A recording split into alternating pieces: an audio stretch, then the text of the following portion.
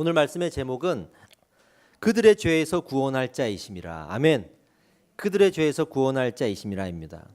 여러분, 우리가 예수님을 믿고 하나님을 믿는 이유가 무엇입니까?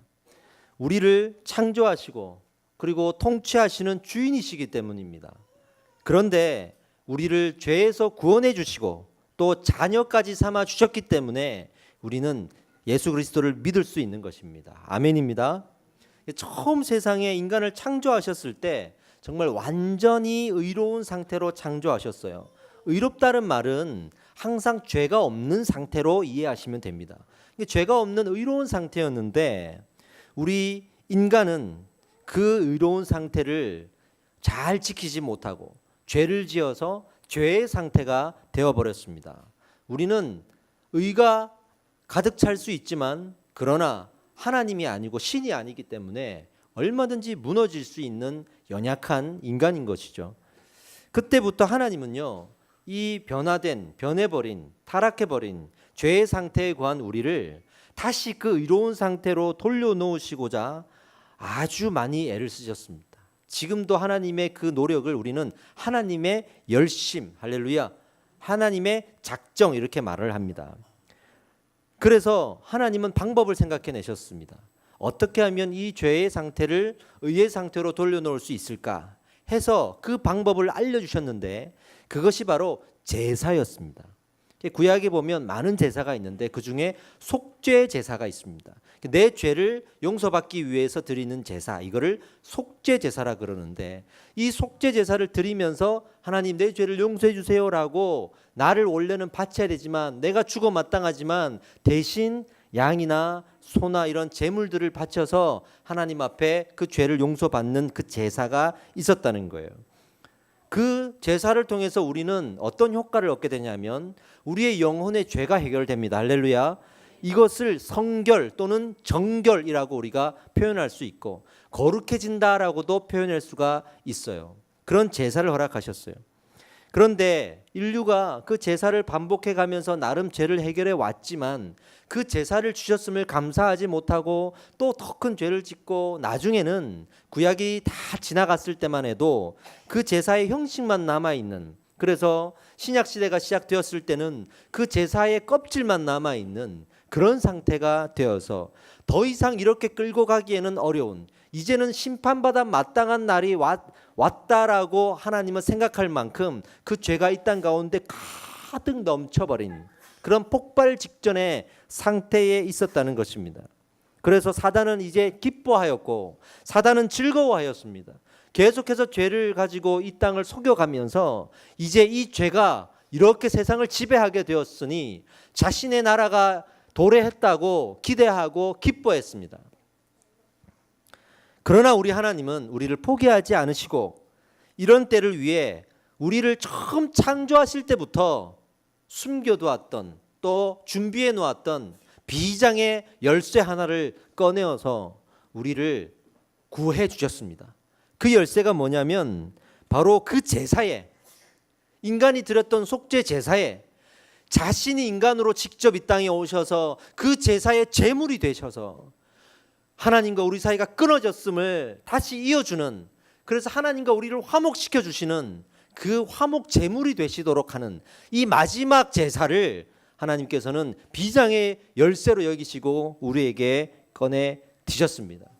그래서 인간의 몸으로 이 땅에 오신 것이에요. 그 인간의 몸으로 오신 분을 우리는 누구라고 말합니까? 바로 예수 그리스도라고 말합니다. 할렐루야. 그런데 그 예수님이 오셨을 때 어떤 모습으로 오셨을까요? 어린아이로 오셨습니다. 우리 비아 또 오늘 안 왔나요? 제이 이렇게 어린아이의 모습대로 오셨습니다. 우리 주일학교 아이들처럼 이런 모습으로 자라나셨고 우리 학생들 우리 영우처럼 그렇게 자라났고 진석이처럼 자라났고 우리들처럼 어른이 되어가는 이 과정을 그대로 행하셨습니다. 어떤 의미냐면요, 세상에 오셨는데 이 제물이 되기 위하여 오셨는데 가장 약한 존재로 오신 거예요. 가장 약한 존재로 오신 거예요. 그러나 그 약한 어린아이에게 성경은 뭐라고 말합니까? 메시아라고 말합니다. 구원자라고 말합니다. 시몬이라는 사람은 그 어린 예수를 만나면서 무엇이라고 고백했습니까? 내가 구원을 보았도다. 라고 말합니다. 이거는요, 우리가 생각하는 구원의 의미, 하나님께서 이 땅에 오신 의미와 좀 다르다는 것을 드러내주는 겁니다. 우리는 정말 이 땅에 물질적으로 부유하고 권력이 있고 권세가 있고 힘이 있고 그렇게 정치와 모든 세계를 다스릴 수 있는 힘 있는 자로 오실 줄 알았는데 그게 아니라는 것을 그 태어나실 때부터 알려주는 메시지인 것입니다. 그래도 그분은 구원자이셨습니다. 그래서 사단은 큰일이 났습니다.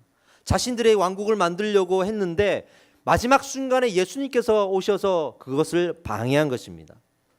우리 예수님은 그것을 알고 계셨습니다. 그래서 30년 동안 인간의 육신으로 자라면서 기다리셨다가 이제 공생애를 시작하시기 직전에 보란 듯이 사단을 찾아갑니다. 광야로 가서 사단을 만납니다. 그리고 성경은 시험을 당했다고 말하고 있는데 이 원어적인 의미는 예수님이 찾아간 것을 강조하고 있습니다. 그러면서 그 사단을 통해서 사단이 주는 시험을 통해서 지금부터 인간들이 예수님에게 기대할 수 있는 잘못된 마음들을 다 드러내게 하시고 그것을 다 내려놓으시기를 원하시는 마음에 그 시험에 응하십니다. 사단이 어떤 시험을 했습니까? 이 돌을 떡으로 만들라 그랬습니다. 예수님 뭐라고 하셨죠? 신앙은 물질을 먼저 구하는 것이 아니다. 사람은 떡으로만 살 것이 아니요 하나님의 말씀으로 살 것이라. 할렐루야. 우리는 이 시대를 살아가며 신앙인으로서 물질을 먼저 구하는 게 아닙니다. 말씀을 먼저 구해야 될 줄 믿습니다. 두 번째 시험이 뭐였죠? 높은 곳에 올려놓고 뛰어내려라. 그러면 천사들이 받아줄 것 아니냐? 예수님 뭐라고 하셨습니까? 그런 기적도 먼저 구할 것이 아니다.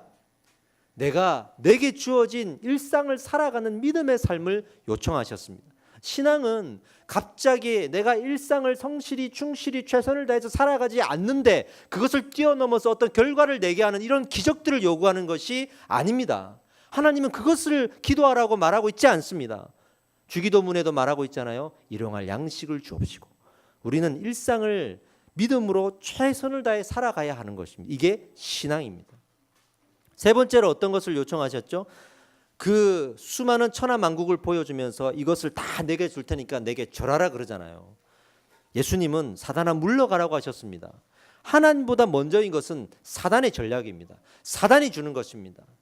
신앙은 어떤 우상과 어떤 세상의 보화들 천하 만국보다도 하나님을 포기하지 않고 하나님을 가장 우선하여 하나님만 의지하여 믿는 것인 줄 믿습니다. 그것이 예수님께서 이 땅에 오셔서 우리에게 말씀하신 또 우리에게 요청하신 메시지인 거예요. 이 구원의 믿음은 말씀을 먼저 구하고 주어진 일상에서 그 믿음으로 살아가고 그리고 하나님만 찬양하는 이런 삶을 살아갈 때 우리 예수 그리스도께서 이 땅에 오신 그 의미를 잘 드러내고 산다라고 우리가 말할 수가 있습니다. 근데 이 구원은요, 하나님의 방법이 있고 하나님의 때가 있어요. 그래서 하나님만의 방법과 하나님만의 때를 가지고 이 구원을 행하십니다. 당시에는 그 당시 이스라엘 사람들은 도저히 예수님을 환영하고 예수님을 잘 믿음으로 받을 수 있는 준비가 안 돼 있는, 아까도 말씀드렸지만 오히려 죄가 너무 가득 차서 어느 때보다도 하나님이 지금 오시면 안 되는 환영을 못 받으시는 거예요. 그런 상태였습니다. 그런데 하나님은 오셨어요. 왜? 인간의 때를 보지 않으시고 하나님은 하나님의 때를 보십니다. 우리는 우리가 원하는 때를 자꾸 원하고 하나님 이때입니다. 지금입니다. 지금 역사하셔야 됩니다. 내가 지금 원합니다라고 말하고 있지만 하나님은 여전히 그날은 도적같이 올 것이라 말하고 하나님이 원하시고 하나님이 정하신 때에 일을 하신다는 거예요. 할렐루야죠. 오늘 바로 그 하나님의 때인 줄 저는 믿습니다. 절대로 이 때를 놓치지 마십시오. 세밀하게 준비하신 하나님의 때를 만나보십시오. 이 말씀 가운데 구원의 때, 은혜의 때를 하나님 앞에 여러분 누리시게 될 줄 믿습니다. 잘 살펴보면 실제로 이스라엘에 오셔서 환영을 받지 못하셨어요. 예수님이 태어나시고 가장 먼저 그것을 알게 되었던 사람들은 밖에 있던 목동들이었습니다. 그 수많은 믿음의 사람 또 아주 품격 있는 예배가 그 당시에도 드려지고 있지만 그들이 아니라 목동들이었습니다. 그리고 예수님께서 태어나시고 그 부모가 여관방을 찾아 헤맬 때 어떤 현상이 일어났죠? 잘 곳이 없어서 방에 들어가지 못하고 곳간에 들어가서 말구유에서 예수님이 태어나시잖아요. 그죠? 거기서 예수님이 이제 구유에 놓인 상태에서 동방박사를 만나잖아요. 이거는 그 당시에 이스라엘이 예수님을 얼마나 받아들일 수 없는 영적 타락의 상태인지를 보여주는 거예요. 그만큼 예수님을 받아들일 수 없는 상태라는 것을 알려주는 일이에요. 하나님이 이런 주시는 은혜의 때, 구원의 때는요, 하나님이 정하십니다.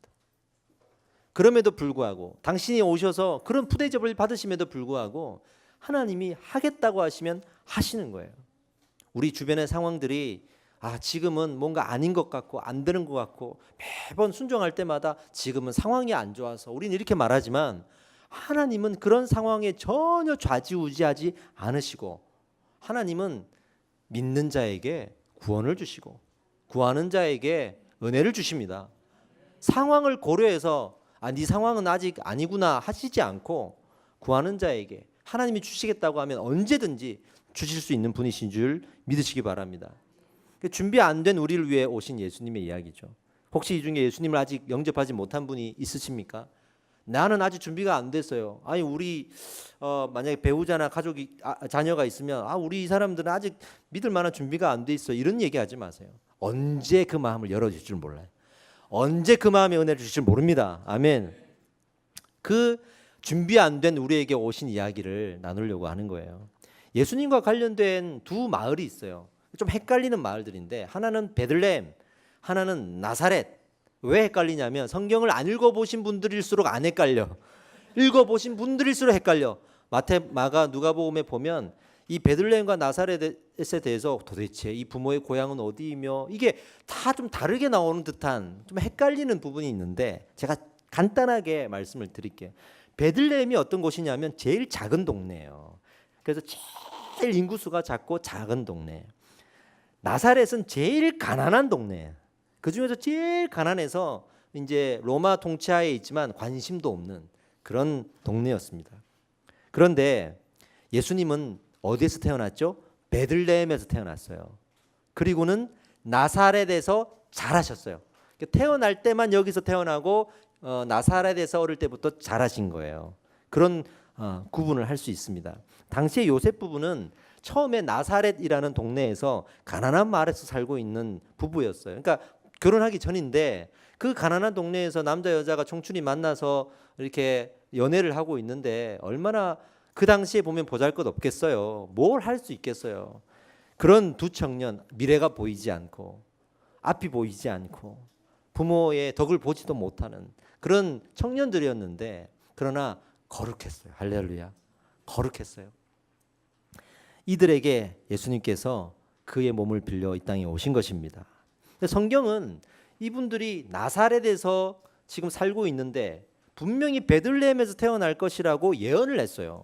어디에서 예언을 했냐면 구약 성경에 있는 미가서 5장 2절에 베들레헴 에브라다야 너는 유다 족속 중에 제일 작을지라도 이스라엘을 다스릴 자가 내게서 내게로 나올 것이라 이렇게 예언을 구약에서 했단 말이에요. 근데 지금 나사렛이라는 동네에 있는 이 두 청년에게 그 예수님의 탄생의 통로를 삼으셨는데 그러면 왜 굳이 베들레헴으로 가서 낳아야 되냔 말이죠. 이것을 어떻게 하나님께서 예언을 이루시는지도 참 은혜가 됩니다. 당시에는 그 갈릴리 지역을 분봉왕이었던 헤롯이 다스렸어요. 우리 학생들 아이들을 분봉왕 그러니까 어렵죠. 분봉왕이 뭐냐면 당시에는 이스라엘이 자기 나라가 아니고 남의 나라의 통치를 받을 때 로마의 통치를 받을 때였는데 이 나라를 다스리는 총독에는 본디오 빌라도를 세우고 우리 주기도문에 나오는 본디오 빌라도를 세우고 그 나라를 네 등분해서 각각 지역으로 나누어서 네 개를 그 현장에서 세력을 갖고 있는 토착인들에게 넘겨주어서 대리 통치를 맡기는 거예요. 그래서 이 분봉왕들은 사실은 따지고 보고 들어가면 다 유대인들입니다. 그래서 이 유대인 4명에게 각각의 통치를 맡기는 것인데 그중에 갈릴리 지역을 맡고 있던 분봉왕이 헤롯이었고 나머지 3군데 분봉왕도 이 헤롯의 자녀들이 담당하고 있어요. 그러니까 토착인들 중에서 오리지널 유대인은 아니지만 밖에서 들어와서 세력을 잡은 토착인들 중에서 맡기니까 자기 가족들이 다 해먹는 거예요. 이게 그런 상황이었어요. 그런데 이런 상황에서 하나님이 일하시기 시작하셨습니다. 움직이게 하기 위해서 로마 황제를 사용하셨어요. 로마 황제가 호적을 하라는 명령을 합니다. 호적 조사, 인구 조사를 하라는 명령인데 이거는 지금 자기가 어디에 살고 있는지가 중요한 게 아니라 자기 조상의 고향으로 가서 호적을 등록을 해야 되는 거예요. 그러니까 이 요셉은 유다 지파 사람이고 자기 조상 중에 다윗이 있거든요. 그러니까 다윗의 고향인 베들레헴으로 가서 호적 등록을 해야 되는 거예요. 그래서 나사렛에서 있다가 이제 베들레헴으로 가게 된 것이죠. 그리고 이미 아내의 이제 자기 여자친구인 마리아는 결혼도 안 하고 잠자리도 하지 않았는데 아이가 생긴 거예요. 처음에는 이걸 어떻게 해야 되나 두려워하고 망설이다가 환상 중에 하나님이 천사를 보내셔서 예수 그리스도라는 것을 알려주시고 걱정하지 말라고 하시면서 믿음이 생겨가지고 이 아이를 뱃속에 품고 베들레헴으로 이제 가서 거기서 아이를 출산을 하게 되는 것이죠. 근데 그 당시에 헤롯은요 아주 분봉왕 중에서도 가장 공포 정치를 했던 사람입니다. 어느 정도냐면 자기 말 안 들으면 자기 아내든 자기 조카든 다 죽여버렸어요. 그 정도로 공포 정치를 했던 사람. 왜냐하면 자기 말 안 들으면 그렇게 되는 거야. 그만큼 못된 사람이고 권위적이고 그리고 많은 사람들을 죽인 그런 무서운 왕이었습니다. 그런데 이런 사람들이 뭘 제일 싫어할까요? 나보다 남이 칭찬받는 거, 나보다 남이 더 낫다고 하는 걸 견디지를 못하죠. 그런데 어떤 소문을 들었죠? 참된 유대의 왕이 태어났다라는 소문이 들리니까 뒤집어지는 거예요. 가장 먼저 이 사실을 어떻게 알게 됐냐면 동방박사들이 등장하는데 우리가 아는 동방박사는 되게 거룩한 사람들로 알고 있는 사실 그렇지 않고 조금은 실수투성이인 그런 동방박사들이에요. 알고 보면 이 사람들이 처음에 이 메시아의 탄생을 알고 그냥 가만히 조용하게 좀 찾아가면 될 텐데 어딘 줄도 알도 모르고 가고는 싶고 하니까 이스라엘 진영에 들어가 가지고 여기 유대 왕이 태어났다 그러는데 그 왕이 어디 있냐라고 막 이렇게 물고 다니는 거예요. 이게 사람들이 그 소리를 듣고 웅성웅성하고 소동이 일어난 거예요. 소동이 일어나면서 헤롯이 들은 거예요. 그렇게 안 했어야 되는데 이 사건 때문에 나중에 엄청난 일이 벌어집니다.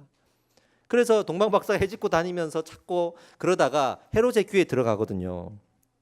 그러니까 헤롯이 아주 영악한 사람이에요. 이 동방박사를 불러서 잘 이렇게 타이르고 설득합니다. 어떻게 하냐면 야 나도 그 유대의 참된 왕이 태어났다는데 가서 경배하고 싶다. 절대 그렇지 않은데 속이는 거죠.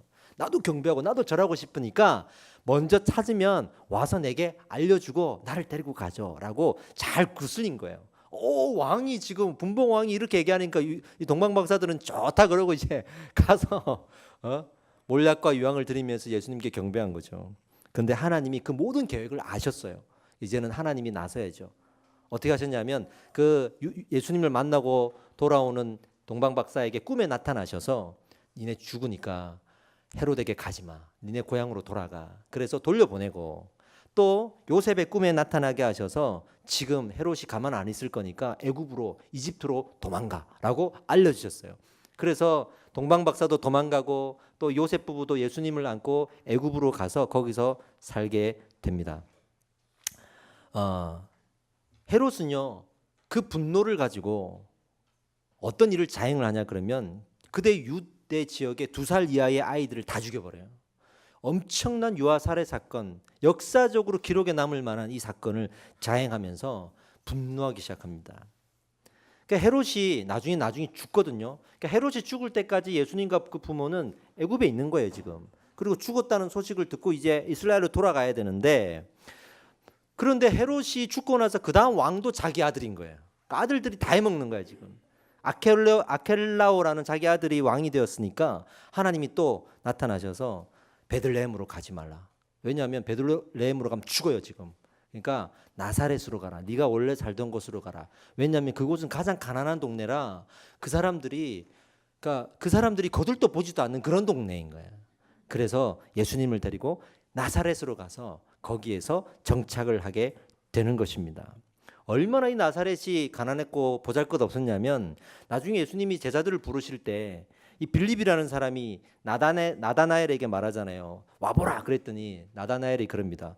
아니 그 나사렛에서 태어난 사람이라는데 그 나사렛에서 날게 뭐가 있다고, 뭐가 그렇게 대단한 동네라고 거기서 태어난 사람을 메시아라 그러느냐라고 말할 정도로 그 나사렛은 지극히 가난하고 또 지극히 한 보잘것없는 관심 밖의 이야기, 그런 도시였다는 거죠. 하나님은요 그 나사렛에 우리 예수님을 숨겨두신 거예요. 그곳에서 우리 예수님을 자라게 하신 거예요. 아마 요셉과 마리아는 메시아라 그래놓고, 그죠? 이렇게 가난하게 살게 하실 줄 알았겠어요?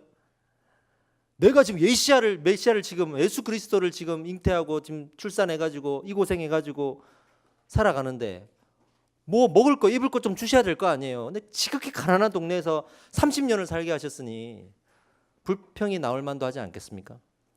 근데 그런 장면은 성경에 나오지 않습니다. 우리는 이 고난 속에 힘들어할 때가 있죠. 근데 하나님은 고난 속에 우리를 숨겨두실 때도 있습니다. 그래서 우리를 보호하실 때도 있습니다. 아멘. 사실은 저희가 이렇게 교회를 개척하는 과정에서 저도 참 마음이 많이 힘든 일들이 개인적으로도 있었어요. 마음이 참 불편하고 잠 못 이루는 밤을 또 많이 보내고, 나름 개척한다는 게 쉬운 게 또 아니잖아요. 그래서 어려운 마음들이 많았는데 지금 생각해 보면 그때 잠깐의 고난 속에 저를 기도하는 사람으로 만드신 것 같아요. 매일 여기서 저희 아내와 새벽단을 세우고, 아무도 그때는 안 올 때니까 두 사람이서 새벽에 기도하면서 제가 그 기도하는 가운데 하나님을 얼마나 친밀하고 또 세밀하게 만났는지, 하나님은 고난 가운데 기도하도록 하셨습니다. 할렐루야. 그렇게 우리를 고난 가운데서 더 큰 유익을 가질 수 있도록 하시는 분도 하나님이십니다. 예수를 믿으면 부자가 되고 더 잘 되면 좋겠죠. 그런 것 때문에 우리가 신앙생활하고 예수 믿는 효과가 났으면 좋겠죠. 좋긴 한데 그런 논리에는 구원이 있을 수가 없습니다. 그런 것은 세상에 절대로 없습니다. 예수님이 태어나실 때 그런 수모를 당하신 걸 보세요. 왜 그런 수모를 당하시면서까지 이 땅에 오셔야만 했습니까? 그걸 묵상하자고요. 죽으시면서는 더 큰 수모를 당하시면서 죽으셨어요. 왜 그러셨을까요? 구약에서 스스로 세운 그 제사의 약속, 제사를 통해서 우리의 죄를 해결하시고자 하는 그 약속을 이 땅 가운데 행하시기 위해서 오신 거니까, 예수님이 오셨다는 얘기는 그만큼 인류의 죄가 크다는 거니까 그분이 수모당하시는 건 너무나도 지극히 당연한 사실이 되어버린 거죠. 우리 예수님은 그 제사가 형식만 남고 껍질만 남아서 끊어지니까 우리를 불쌍히 여기시고 오신 거예요. 해결할 수 없는, 우리 아이들이 해결할 수 없을 때 부모가 나서잖아요. 그럴 때 때를 가리고 갑니까? 당장 불이 나가지고 우리 아이가 죽게 생겼는데 부모가 아직은 때가 아니야 그러고 있습니까? 그만큼 죄가 가득 넘칠 때 우리 예수님은 본인이 수모를 당하고 본인이 비참한 고통을 당할 줄 알면서도 이 땅에 오셨던 것입니다.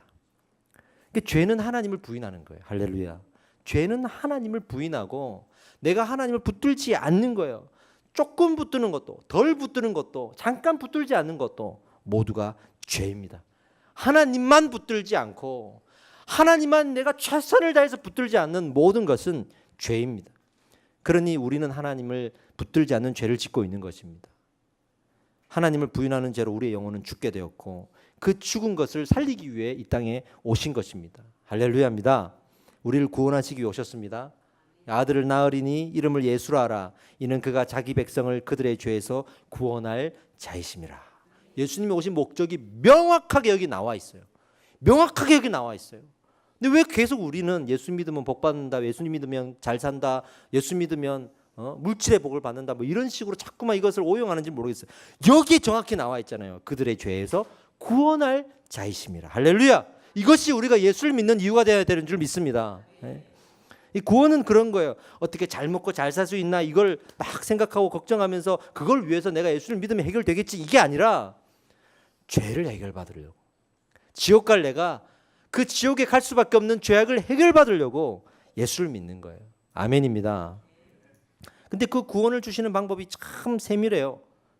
23절에 보라 처녀가 잉태하여 아들을 낳을 것이요 그의 이름을 임마누엘이라 하리라 하셨으니 이를 번역한즉 하나님이 우리와 함께 계시다. 그러니까 오셔서 너 안 믿어? 너 안 믿지? 이렇게 공포 정치를 헤롯처럼 한 게 아니라 그분은 오셔서 우리와 함께 하시면서 할렐루야, 불쌍히 여기는 마음으로 함께 하셔서 우리를 구원하도록 이끌어 가시는 거예요. 지금도 여러분들 이 중에 예수 그리스도를 안 믿는 분이 있다 그러면 하나님이 여기까지 오게 하시기 위한 많은 계획과 섭리들 속에 말씀을 듣게 하시는 거고, 그리고 이 자리에서 하나님이 누구신지를 통해 구원을 얻기를 바라시는 그 마음을 비추시는 거예요. 할렐루야. 여러분들에게 하나님이 원하시는 거는 다른 거 없어요. 구원받기를 원하시는 겁니다. 아멘. 그러면 질문이 나오죠. 그러면 우리는 먹고 사는 건 그래도 어떡합니까? 그래도 내가 어려운데요. 걱정하지 마십시오. 먼저 그의 나라와 그의 의를 구하라. 그리하면 이 모든 것을 너희에게 더하시리라. 마지막으로 이 말씀을 제가 읽어드리면서 마무리를 하겠습니다. 마태복음 6장 25절로 27절을 제가 읽어드릴 테니까 잘 묵상하시며 들어보세요. 그러므로 내가 너희에게 이르노니 목숨을 위하여 무엇을 먹을까 무엇을 마실까 몸을 위하여 무엇을 입을까 염려하지 말라. 목숨이 음식보다 중하지 아니하며 몸이 의복보다 중하지 아니하냐. 공중의 새를 보라. 심지도 않고 거두지도 않고 창고에 모아들이지도 아니하되 너희 하늘 아버지께서 기르시나니 너희는 이것들보다 귀하지 아니하냐. 우리 예수님이 이 땅에 오셔서 그 수모를 당하시면서도 우리의 구원을 위해 화목 제물로 제단 위에 올라가시고 십자가에 못 박혀 죽으셨습니다. 그 믿는 믿음을 가진 우리들에게 우리의 일상을 돌보지 않으실 만큼 그렇게 우리에게 관심 없지 않으세요.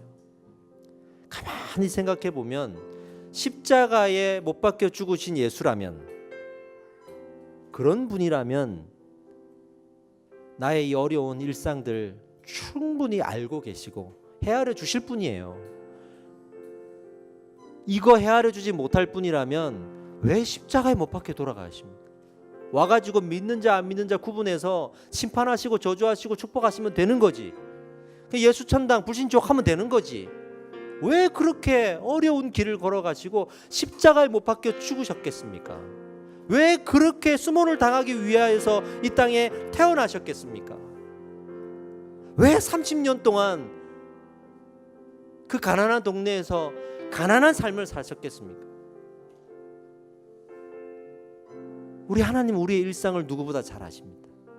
가난하게 살아보셨고 무시도 당해보셨고 침뱉음을 당하시고 채찍질도 당하시고 인간의 가장 극악한 죄인들에게만 행하였던 십자가의 형벌을 스스로 받으시면서 우리가 일상을 살아가면서 우리가 하나님 앞에 기도하는 모든 내용들을 몸소 살아내신 분이십니다.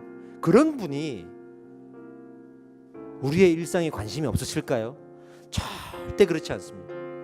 여러분 걱정하지 마십시오. 우리의 죄를 하나님 앞에 내어놓는 일에 모든 마음을 다 쓰십시오. 그러면 우리의 일상을 돌보십니다. 걱정하지 마십시오. 지금 하나님이 때를 주십니다. 그 걱정을 내려놓고 우리 예수 그리스도를 마음에 받아들이시라고, 예수 그리스도를 마음에 영접하시라고 그 때를 지금 주시는 것입니다. 이 말씀을 통해 여러분 예수를 믿으십시오. 그분이 그리스도이심을 믿으십시오. 그러면 여러분들의 죄악이 하나님을 부인하고 몰랐던 그 모든 죄악들이, 지옥 갈 수밖에 없던 그 죄악이 오늘 그 믿음의 고백 하나에 천국길로 바뀔 것이고 임마누엘 하나님이 동행하시는 길로 바뀔 것입니다. 우리 함께 기도합시다. 하나님이 성탄의 날에 우리가 다시 한번 예수를 믿는 믿음의 이유와 그리고 믿지 않던 내 마음에 복음을 붙드는 은혜가 함께 임할 줄 믿습니다. 우리 모두를 위해서 기도할 때 이 여기에 있는 모든 아이들부터 어른까지 예수 그리스도를 믿는 구원의 은혜를 누리게 하시고 또 그 구원의 첫사랑을 회복하게 하여 주시옵소서. 우리 주여 한번 외치고 기도하겠습니다. 기도합시다.